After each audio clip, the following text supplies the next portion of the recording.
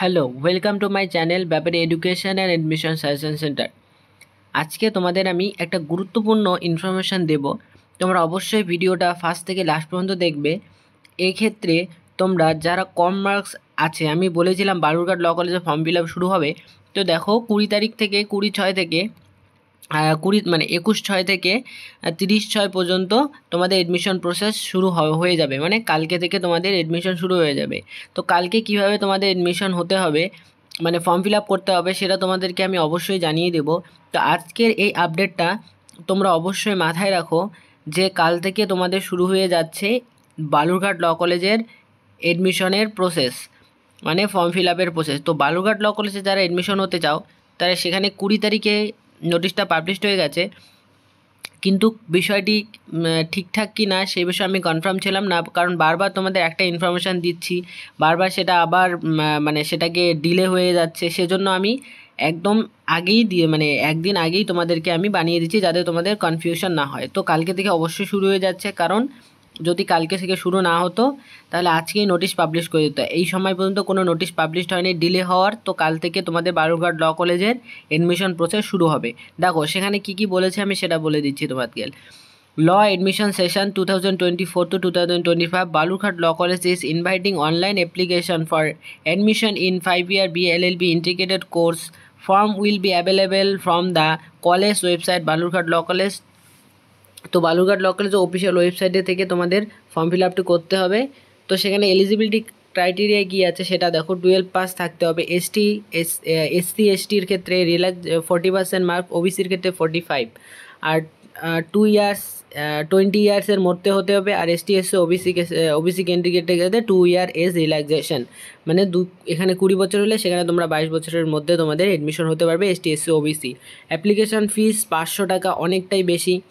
তো সবাই মাথায় রাখবে, যাদের দেখো 500 টাকা তো দিয়ে ফর্ম ফিল আপ করাটা বড়ো কথা না, ঠিক আছে।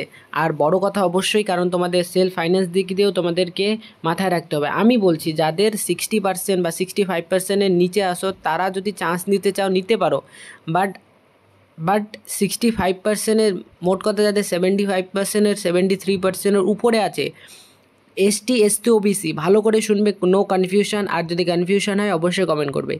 যাদের এসসি দেখো এসসি এসটি ওবিসি যাদের আছে তাদের 75%-এর উপরে যদি যাদের আছে, যদি ল নিয়ে পড়তে চাও মাস্ট এখানে অ্যাপ্লাই করে দিতে পারো। আর যাদের আর যাদের জেনারেল ক্যান্ডিডেট, যারা জেনারেল কাস্ট থেকে আছো, তাদের যদি 80%-এর উপরে থাকে তাহলে তারা অবশ্যই অ্যাপ্লাই করো। 80%-এর উপরে থাকলে অবশ্যই অ্যাপ্লাই করো, তোমাদের নাম চলে আসার চান্স অনেকটাই বেশি।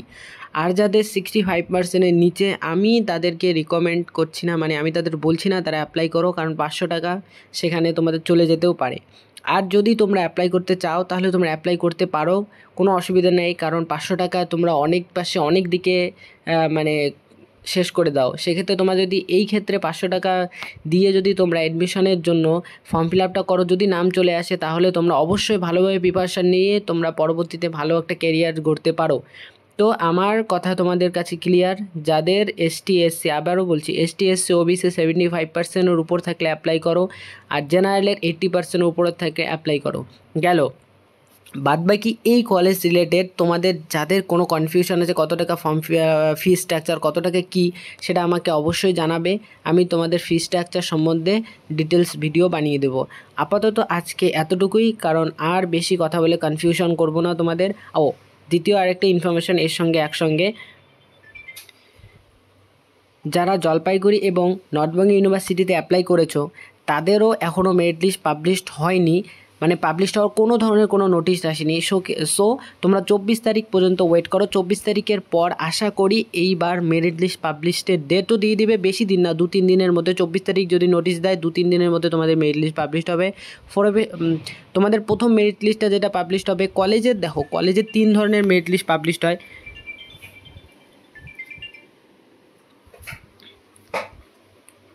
এক তো প্রফেশনাল মেরিট লিস্ট, যেখানে তোমরা যতজন অ্যাপ্লাই করেছো টোটাল র্যাঙ্ক অনুযায়ী মেরিট লিস্ট পাবলিশড হবে। দ্বিতীয়ত এডমিশন মেরিট লিস্ট পাবলিশড হয়। তৃতীয় যেটা হয় সেটা হচ্ছে এডমিশন সিট ফাঁকা থাকলে সেক্ষেত্রে আরেকটা মেরিট লিস্ট তারা পাবলিশ করে।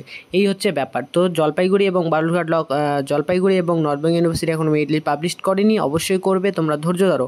আর বালুরঘাট ল কলেজে তো এডমিশন প্রসেস কাল থেকে শুরু, তোমরা টেনশন নিও না। বালুরঘাট ল কলেজে অ্যাপ্লাই করো, আমি যেভাবে তোমাদের বললাম কালকে অ্যাপ্লাই করে দিও, কোনো অসুবিধা নেই, তোমরা দেখে শুনে অ্যাপ্লাই করে দেবে। তোমাদের যা যা লাগে ওই নাম ভালোভাবে নাম দেবে, মোবাইল নাম্বারটা ঠিকঠাক দেবে, ইমেল আইডি ঠিকঠাক দেবে, নামটা ভালোভাবে দেখে চেক করে দেবে। তারপর যেটা তোমাদের পার্সেন্টেজ বসাবে সেই পার্সেন্টেজের নাম্বারগুলো ভালোভাবে চেক করবে। ডকুমেন্টস যেগুলো চাবে সেগুলো কত কেবির মধ্যে চাচ্ছে সেগুলো তোমরা দেবে। আর যদি কত কেবির মধ্যে কম করতে লাগে, কত মোবাইল থেকে যারা অ্যাপ্লাই করতে চাচ্ছ কেবি কীভাবে কম করবে, যাদের এটা কনফিউশন আছে কেবি কীভাবে কম করতে জানো না, তাহলে অবশ্যই আমাকে মেসেজ করতে পারো। আমি কেবি কীভাবে কম করতে পারবে মোবাইল থেকে, আমি সেটা তোমাদেরকে দেখিয়ে দেবো প্রসেসটা।